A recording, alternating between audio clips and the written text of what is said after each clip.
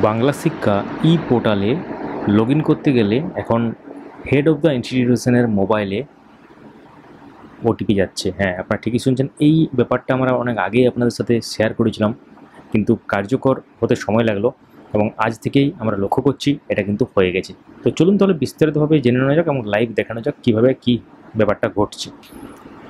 তার আগে বলে রাখি, অবশ্যই চ্যানেলটিকে সাবস্ক্রাইব করে রাখুন এবং পাশের বেল আইকন প্রেস করে কিন্তু অল করে দেবেন, তাহলে ইম্পর্টেন্ট আপডেটগুলো মিস করবেন না। যারা ফেসবুক থেকে দেখছেন পেজটিকে ফলো করে রাখুন, ভিডিওটি লাইক এবং শেয়ার করে দেবেন। শুরু করে যাক। তো আমরা চলে এসেছি banglasikha.wb.gov.in। তো এই ওয়েবসাইটে আসার পর আপনারা জানেন এটা WB-টা অ্যাড হয়েছে। এটা আগে ছিল banglasikha.gov.in, সে সংক্রান্ত ভিডিও আমরা পাবলিশ করেছি। এই ওয়েবসাইটে আসার পর এখানে লগ ইন আছে, বা আপনার ডাইরেক্ট একদম banglasikha.wb.gov.in/login খুলতেও পারেন একবার। এখানে ইউজার নেম এবং পাসওয়ার্ড দিয়ে ক্যাপচা এন্টার করে সাইন ইন করলেই একটা নতুন পেজ খুলবে, যেটা ওটিপি থাকবে। সেখানে ওটিপি দিতে হবে। সেটা কার মোবাইলে যাবে? Head of the institute HOI এর রেজিস্টার্ড মোবাইল নাম্বারে কিন্তু ওটিপিটা যাবে। এটা কিন্তু খুব ভালো একটা ব্যাপার। আমরা দেখাচ্ছি ওটিপি আসবে কীভাবে, এবং সেই পেজটা দেখাবো জাস্ট আপনাদের সুবিধার্থে।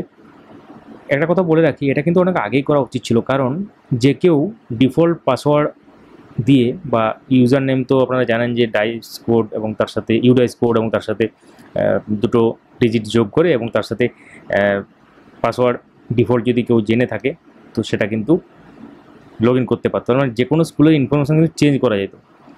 কোনো অসৎ ব্যক্তি চাইলে কিন্তু এটা করতে পারতো। এটা কিন্তু খুব ভালো একটা হয়েছে। এটা অনেক আগেই হওয়া উচিত ছিল। যাই হোক, হয়েছে, খুব ভালো ব্যাপার। আপনারা কি মনে করেন এটা নিয়ে? ওটিপি বেসড লগ ইনটা কি ভালো হয়েছে না খারাপ হয়েছে? আপনারা কি মনে করেন কমেন্টে জানান। তো চলুন তাহলে লগ ইন করা যাক এবং দেখা যাক কী ব্যাপারটা এখানে দেখাচ্ছে। তো এখানে দেখতে পাচ্ছেন আমরা পরে পেয়ে চলে এসেছি।